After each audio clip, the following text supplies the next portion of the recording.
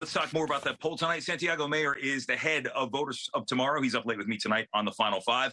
I reached out to you because your reaction was, I would say, one of incredulousness. What do you think about these? It says among voters under 35, Trump leads Biden by 20 points. I mean, it's simple. The poll is wrong. Their methodology is wrong. They did not contact enough voters of color. And also, young people simply don't answer the phone. And they were calling people to ask for their reactions. If people actually want to see what young voters care about, they should just look at the vice president's college tour. She's been visiting college campuses for about a month now. And every time lines are so long, there's so much enthusiasm on the ground. People are cheering her on. People are taking selfies. People are screaming for her. It is phenomenal. And it really shows like why candidates should engage Gen Z. The Biden administration has done a phenomenal job of it. Engaging Gen Z. Just last week, they unveiled the Office of Gun Violence Prevention and the American Climate Corps.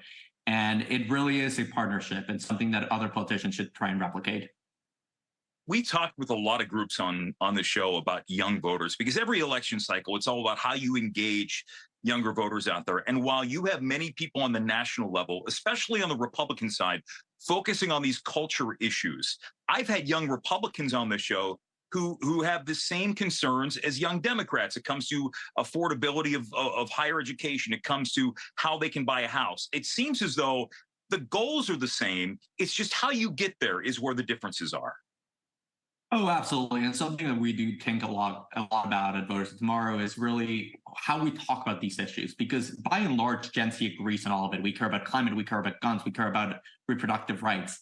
And when we look at what especially the Republican Party is talking about, it is not anything that actually appeals to Gen Z. And you see all of these Republican voter groups leaning so far into the culture wars when Gen Z really just wants to have a normal, safe life.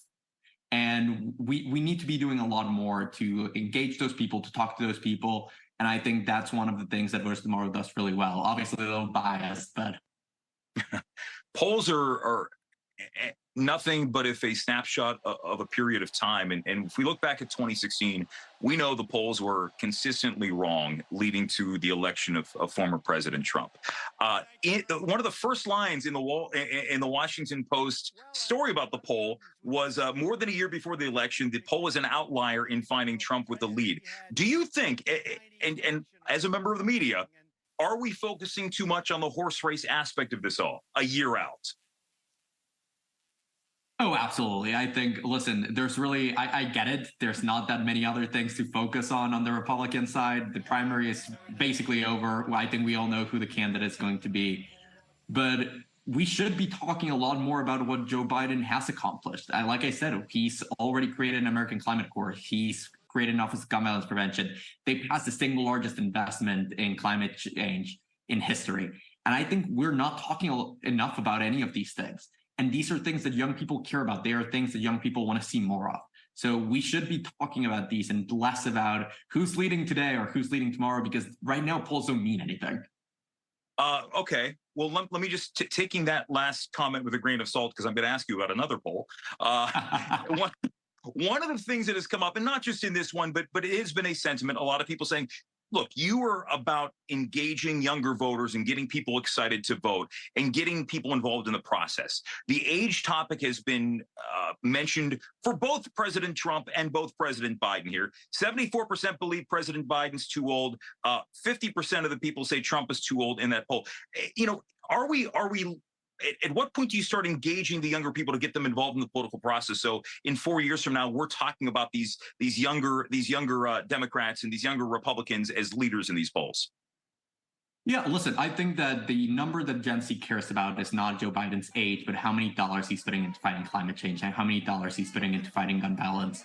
And we have seen that his administration has invested insane amounts into these things. We're seeing that he's using his age and his experience to actually deliver results that I don't think many other people could.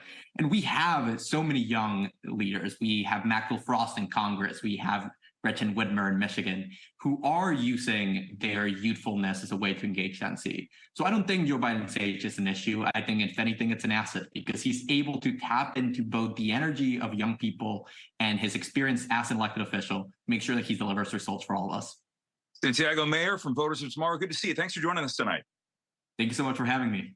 And the Final Five is back right after this.